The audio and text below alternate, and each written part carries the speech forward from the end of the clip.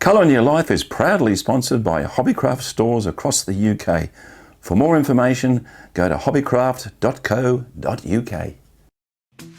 G'day viewers, my name's Graham Stevenson and I'd like to invite you to come on a journey of creativity and learning and adventure through the series Colour in Your Life.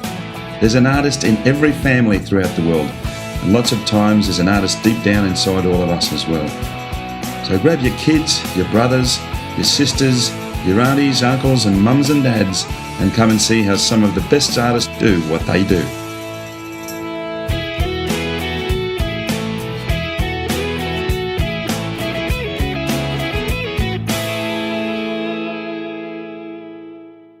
Okay folks, how are you? Well, welcome to the mountains of Snowdonia in Wales. Fantastic to be here. Colour in Your Life, crossing the oceans and coming to the UK with the help of some fantastic people over here. But I specifically do have to thank Hobbycraft, the organisation that basically has art and craft shops right across the United Kingdom. They have stepped up to the plate through Ian Walton and Leon Bowen and have put together a series of fantastic artists for us to come over and start the series in the United Kingdom. We really appreciate what they've done and it's enabled us to be able to start the series in the UK. And as you can see, some fantastic places. We're visiting some amazing artists. And it's because of this company that we've been able to do this. So Hobbycraft, thank you, A1, and we really, really appreciate it. I went into one of the stores of the 89 that are located across the UK and met up with the management of the Chester store. Hobbycraft have a huge variety of products, well over 25,000. And not only do they sell some of the best brands, they also conduct workshops and art competitions across all of their stores. The range of art supplies is extensive, from oils to acrylics, watercolours, pencils, easels, and a huge range of ready-made canvases as well. Whether you are a novice or a professional artist, Hobbycraft is there to advise and assist, not just the individual artist, but art groups of all kinds right across the UK. Their mission is to inspire and encourage the passion and pleasure that the creative mind can be. Drop in and say hi and catch up with the team at hobbycraft.co.uk. Okay folks, welcome back to Colour in Your Life. Well, we are up near Chester in the north of England and we're going to be working with a young man today, Jonathan Brier. Jonathan? Hi Graham. Welcome to the show, pal. Thank you. Jonathan's a really magnificent portrait artist. I mean, that's just the best way to describe it. And he's got a really different twist to the way that he puts his work together. You actually work with your girlfriend a lot, Emily? Yeah, my partner, she's fantastic. She's beautiful too. Yeah, she's stunning. I mean, as I said, when you see what Jonathan does through the show, you'll be just amazed. He's a very talented man. But today he's actually going to be doing a picture of his dog, a rescue dog. A rescue dog, yeah, big into rescue dogs. So we've got two, got a staff in English bowl. That's great. Well, we call them pig dogs in Australia. Yeah, pigs might fly. Yeah. We might train them as well, but no. And you work on board a lot. Yeah, I used to work on canvas and found it was too springy. Cheap canvas, tend to put my foot through it. I like to, kind of work pretty hard on them, so I can build up the texture like I like. I used to work really thin, really fine, glassy almost, but now I like a little bit more bite. So yeah. Definitely. Yeah. Well, we'll go through today because there's some really unusual techniques that Jonathan actually uses to put all this together, but they really are beautiful paintings and I know that I'm going to enjoy the day sitting watching what this young man does. So I'll get out of the shot as I normally do, sit down and I'll let you take over. Thank you very much. Go from there.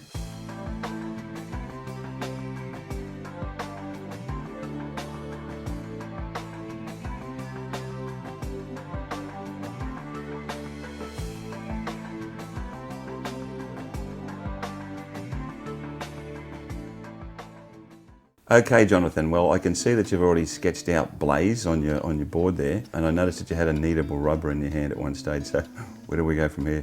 Basically, I like to work out what I'm going to do to start with. Sometimes it'll be more complicated, other times I'll work a lot looser. But for this, it's kind of a new subject for me. I thought I'd try something out. So I wanted to get to know my subject. So they're not the full darks, they're not the full lights, they're not the full composition in that sense, but I just wanted to get an idea of where everything was placed. And you do use alkyd oils as well? Yeah, I use alkyds, mostly alkyds. I will mix in oils, especially for the longer paintings. I tend to work in layers and glazes, so the alkyds are perfect for that. They dry pretty quickly, they're very transparent if you want, so you can build them up. Okie doke, well first of all, you can see the sketch, but I like to take that back quite a bit So yeah, I'll just be rubbing that, get it thin, because I don't want to pick up too much pencil. So, but you've sketched it on reasonably dark and you're just pulling it back now? Yeah, pull it back. Yeah. If it's too thick, I'll even use things like gaffer tape to pull off the pencil. Yeah. I just don't want too much. That's a great Yeah, idea. anything to get it off, masking tape. I'm not going to worry too much about it on this one. I think it's probably good that you can see what I'm working on. But it's kind of knowing it's there. I don't fix it. I don't want it to be something that I rigidly stick to. But I just want that comfort to start with. I'm not much of a from life painter at the moment. I want to get there, but for me, this is the most comfortable way of doing it. Yeah. Now you've got Yeah, tricky, yeah. got a trick There on we go. here. Yeah, there we go. That's the one. That, unbeknownst to probably a lot of people that are watching this, is going to be your palette. Yeah, this is my palette. To find your darks, make your lights pop out a little bit more, a neutral palette works quite well. So I paint these up myself. I just use an old clip frame and just paint the back. I'm going to use two colours. I used to use like maybe a Payne's grey or an ivory black, but I find that I can skip maybe a little bit ahead. If I'm using two colours, I can mix the burnt sienna and the ultramarine blue, so I can aim slightly darker with the blue, and I can keep it slightly more lively with the burnt sienna. I love burnt sienna. It's just Good colour. fantastic colour. Yeah, I don't know. It's not a colour that you find on the colour wheel as such, but it's it's not one of your primaries, but I can't live without it really. It just answers a lot of questions for me really. Yeah. So what are you doing now? You actually put some I'm linseed oil? just putting a little bit of linseed oil on my palette. Yeah. This is the way I work. I don't do a 3-cup mixture or anything like that. I just like to feel how I'm getting on. Okay. Much more about touch. I was never really taught to paint as much as learning from things like YouTube and stuff like that. So I kind of just felt it rather than, you find out these things that people do after. But you did get a degree in illustration Yeah. as well, so. I did. So it was only after I left uni, really, that I started to learn to paint. That was my thing that I wish I'd done. Yeah. I wish I'd spent 3 years learning to paint, to be honest. So I'm not sure if the folks who are watching this can see this, but you're using a monitor. Yeah, I've just got my laptop. I used to work from photographs. I work from life if I can, like the fruit and still life, so I'll do from life, but I tend to work that long and that slowly that working from a live model, just at the moment anyway, it just doesn't really fit for me. So I'm watching when you put the paint on, you've got a number of small cotton rags there, but you keep going in and then wiping the paint back and off. When I was learning to paint, I kept things simple, and by keeping the paint thin, it meant that the heavy mistakes I didn't happen quite so often. Yeah. And I just got in this habit of using paint almost like watercolour for a lot of the time, and the rag just helps keep it thinner. So if you're working with thin paint like this, you can start pulling the paint off more quickly than you're putting it on. So it just helps me stain the canvas, get it down, and I can build up layers faster, because I'm a pretty slow painter as such. So I like to be able to keep it moving, whereas if I was going to do a genuine glaze, then I'd find that I was letting it dry, and even with the alkyds I'd be maybe waiting half a day or a day or so. So this way I can, with a little bit of oil, keeps it moving, but I can gradually thicken it up, the fat over lean kind of theory, and I can just build it up throughout the day, so I don't have to stop after an hour or so and rework. So that's the cloth. I mean, it's just an old shirt. I find that I've gone through loads of things, rags, cotton, this and that, tissues, but work shirts seem to be the best. I've noticed with your work that you don't finish it. I mean, I haven't got a problem with like photorealism. I like it, I admire it, but I kind of get bored when it comes to bits that I'm not interested in, backgrounds and things like that. But I think by having that broken edge, it kind of puts you in a position where it separates you from reality enough to make it look more real. And then that brokenness it detaches it from the real world, so you can see it as its own thing. It's kind of like a frame on a frame. So tell me about the fruit. Because I work like this, and because the way I taught myself to build up in layers, and it was kind of a safety net, basically the fruit is just a way of practicing without wasting too much time or giving me the freedom to make mistakes. Painting like these can take weeks or months or even years sometimes, and it just makes you a little bit nervous or a bit restricted, you know, so do something that lets you experiment. I like the fruit paintings, but they are what they are. They're studies. There's no real huge amount of depth to them. I think that's an important point. I mean, you can see the beautiful detail and the softness of the colours that you use on your palette. Obviously you don't use a lot of colour, but you've crafted it enough to be able to do that. It taught me a lot about reflected light, actually. Just the base, because I always painted them on white surface, and on that white surface really gives you an option of seeing what colours are reflected from the apple or the orange or whatever it is. So you've got those kind of muddy oranges coming through, or the blues and greens that aren't even in the fruit really. They're kind of a greyed version of them. Yeah. But you look at your skin tones on the portraits that you've painted, they're just beautiful. Thank you. Beautiful skin tones, they really are. With keeping it simple, the first thing I wanted to do was paint skin. Mm-hmm. Now, just talking about the skin tones as well, I'd like to show up some of the paintings. You've got one called 1,000 Lies, which is one of Emily as well. And particularly with a lot of the work you do, the portraits don't confront people, they're actually looking away. They're actually in... Yeah, I mean, it's a funny one. I think I don't really consider most of the paintings portraits. Mm-hmm. I tried to explain this point to my mum, but she studies art and all sorts, but she doesn't quite get it. But if I'm doing a painting for somebody, of somebody, then it's a portrait. If I'm doing a painting with a figure in it, then I don't really see it as being a portrait. They're kind of actors.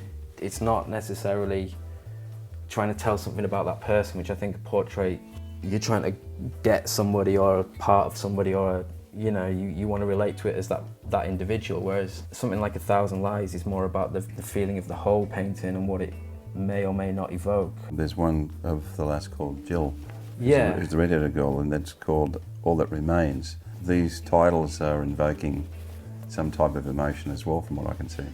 I'm not really looking to capture a moment or a person specifically, like a lot of people want to catch a moment in time or something. I kind of like the idea that things exist and then they're gone. So everything's fresh, like a meme, or like your kind of internet things, or everything's a little bit of the moment, but the next minute they're kind of chip wrapping, the image, the poster, the advert, the product, it's all kind of gone. But I think that the way I want my work to go is kind of confront that a little bit more, the sort of consumerist society, things like that. So that's where the titles come in. I think probably failed with the painting a little bit, that the titles explain it better.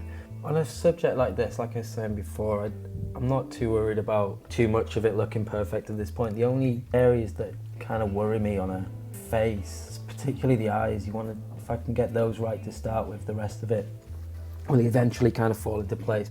If you get too dark earlier on, you lose a bit of the life, and the point of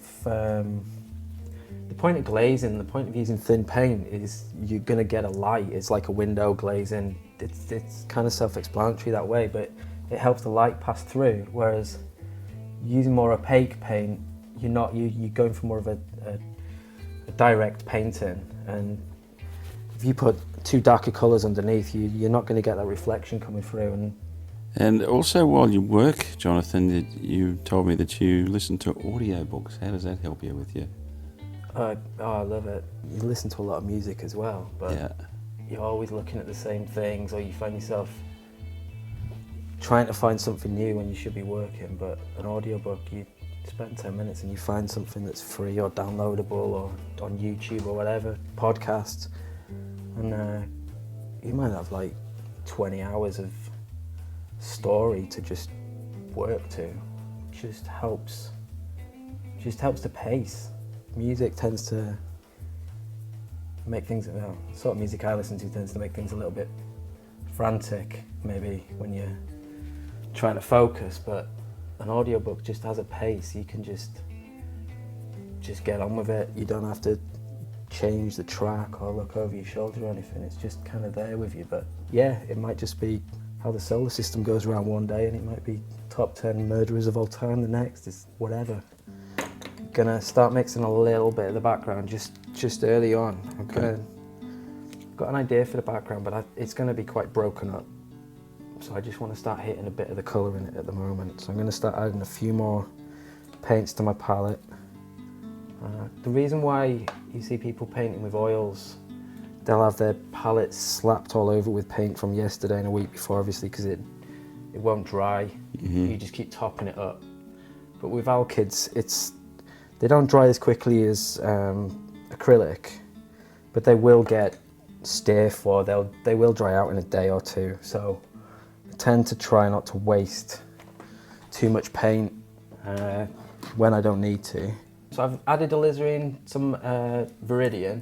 I'm just adding a bit of Prussian blue here. So these are going to be used again in the portrait of Blaze. Yeah. But they're also going to start being added into the background. Just going to put a bit more oil. So I tend to just put a bit of oil on the palette to start with, and then whatever I mix into it. It's going to be one session, so I don't worry too much about how lean it is or how thick it is at this point. I don't have more than about 8 colours on a palette at any one time, but I think even with this mix here, I know roughly where I want to go, and when I see it I can pull it back, but it's still a bit of an experiment to get the colour I'm looking for. But with that shorter mix, you really got to know whether you were going to put a pinky purple shadow in or whether you were putting a highlight. The picture Butterfly Thoughts, is that of Emily as well? Yeah, that's of Emily. I really like that. It was a bit of a turning point. It's funny looking back. It's not a recent painting, that one, but it's very simple. Yeah, there's another one here you've got called Expectant, and it's a young woman looking out a window, and you can barely see, there's that much light coming onto her face that you can barely see her face, but it just tells so much within the picture. It's funny, it's tricky to leave stuff out as much as it is to put stuff in. So I've noticed in a lot of your work, Jonathan, you have these random geometric shapes that sort of tend to appear in the background and sort of sometimes even cross into the subject matter. Why do you do that? It goes into that whole disposable aspect. I don't necessarily want you to know exactly what's going on. I don't want it to be exactly like a billboard, but it's that kind of time that passes. So you've got those ripped posters over the top of fresher ones, and yeah, it's just to keep adding a little bit of interest to it. Now, also the series that you've done with Emily, she's actually in the same dress. Yeah, my partner, she's stunning. She's not very happy to be a model, so I kind of made the most of it. The idea of the white dress is focus on the skin. Just keep everything simple. I really like them. I think she didn't want to pose, and I don't think it comes across staged like something you don't know and you're just putting them in a position. I think there was a lot of natural, almost tension in them when we were doing them. So for me, it gave me a lot of material to work with. I'm eternally grateful for her letting me take the photos and paint her and everything. I think they're great. Now, you've just picked up a credit card. Yeah, it's part of the whole trying to not be quite so, adding a bit of fun back into some of it in places, but no, I kind of pick these up everywhere, so if anybody's got like an old card or just like, oh, I'll have that. And also, Jonathan, tell me about the Misfits. What's that all about?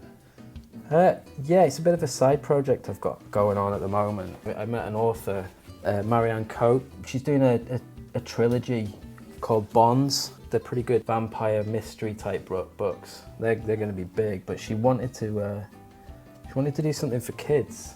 So we were sitting having a chat, and she was talking about doing this book. Obviously, I was like, well, I used to be an illustrator of sorts. I'd love to have a go, and it was one of those where we both just thought, oh, let's give it a go. So I've spent a little bit of time doing character designs and everything for it, and hopefully we're going to have this book out for Halloween. Well, that looks really, really great, Jonathan. It's starting to take a little bit of shape, but yeah, at this stage it's just kind of like having a bit of fun. I wanted to talk about your prints as well. You're obviously producing prints of your work, great idea.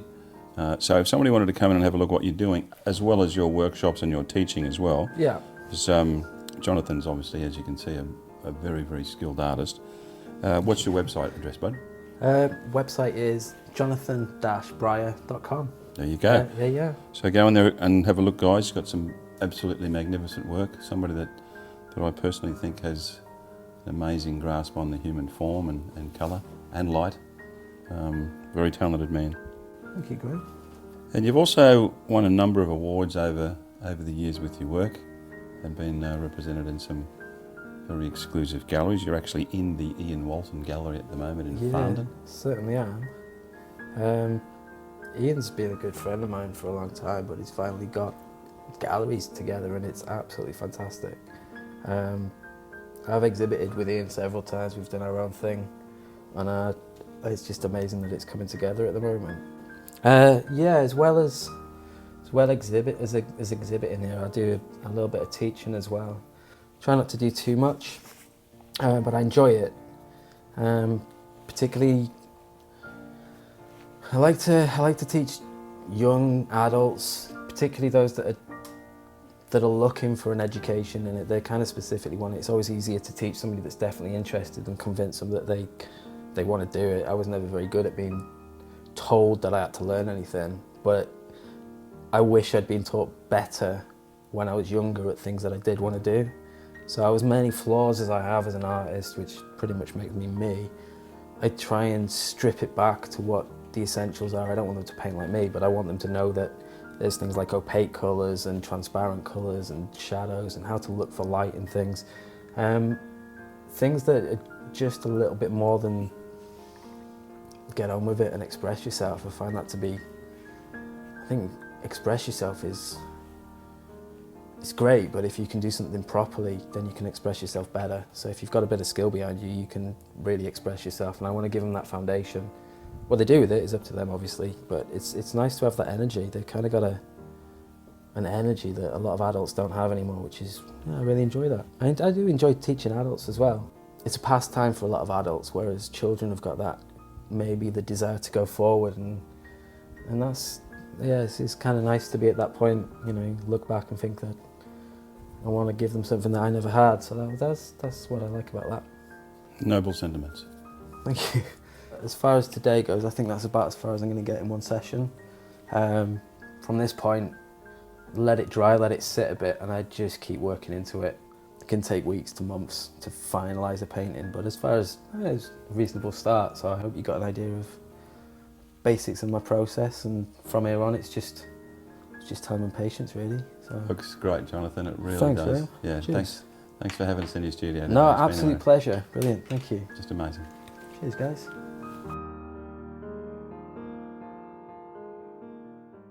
Okay, guys, another fantastic day with a very talented man, Jonathan. Thank you very much. Yeah, we had a great time. Beautiful picture as well.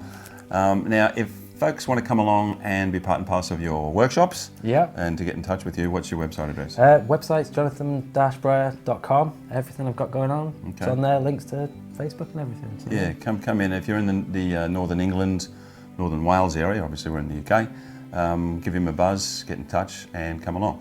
And as always, you can come and see us at colourandyourlife.com.au, Facebook page, YouTube, lots of people in there, tons of things going on. We're having a great time in the UK. The folks are fantastic. Weather could be better, but we're having a great time here. But until we see you guys again, remember, make sure we put some colour in your life. See you guys. Bye now. See you guys.